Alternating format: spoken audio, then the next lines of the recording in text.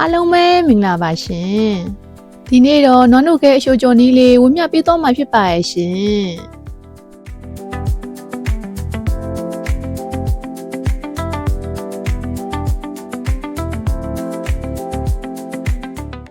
အရင်ဆုံးရေဆေးထားတဲ့နွားနို့ခဲလေးကိုကိုယ်စိတ်ကြိုက်အတုံးလေးတုံးပေးလိုက်ပါမယ်ရှင်ပြီးရင်ကြက်သွန်နီလေးကိုအကွင်းလိုက်လှီးပေးထားလိုက်ပါမယ်ရှင်ခန်းကျင်သီးလေးကိုလည်းခုနလိုပဲလှီးပေးလိုက်ပါမယ်ရှင်လှီးပြီးသွားပြီဆိုရင်အိုးထဲကိုစီနှဲငယ်ထည့်လိုက်ပါမယ်ရှင်စီပူလိုက်ဆိုရင်စနွှဲမုံနှဲငယ်နဲ့တပြားရိုက်ထားတဲ့ကြက်သွန်ပြူတို့ထည့်ပြီးမှုတ်ပေးလိုက်ပါမယ်ရှင်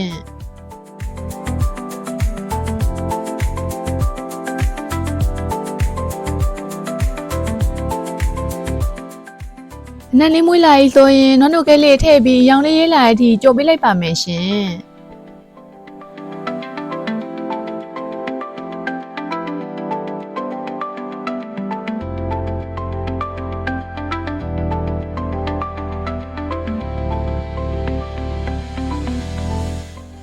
နွားနို့ခဲလေးရဲလာပြီဆိုရင်လှီးထားတဲ့ကြက်သွန်နီလေးထည့်လိုက်ပါမယ်ရှင်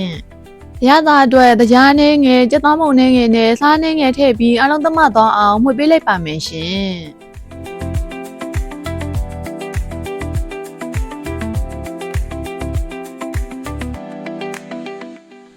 ကြက်သွန်လေးနွမ်းလာတဲ့အချိန်ကျမှခန်းကျင်သီးလေးထည့်ပေးလိုက်ပါမယ်ရှင်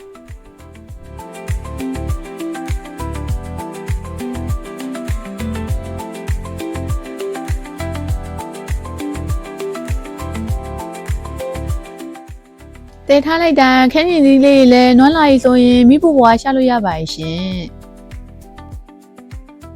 ခုဆိုရင်ချိုချိုစိတ်စိတ်လေးနဲ့လှလို့ရမ်းကောင်းတဲ့နွားနို့ခဲကြော်လေးရတော့ပါရဲ့ရှင်လောက်ရတာလွယ်ကူပြီးစားလို့ရမ်းကောင်းလို့လိုက်ကြော်စားကြည့်ကြပါရှင်လမ်းဗီဒီယိုလေးကိုစောင့်ကြည့်ပေးကြတဲ့တငယ်ချင်းအားလုံးကိုကျေးဇူးတင်ပါတယ်ရှင်နောက်ဗီဒီယိုဒီမှာပြန်တွေ့ကြမယ်နော်ဘိုင်ဘိုင်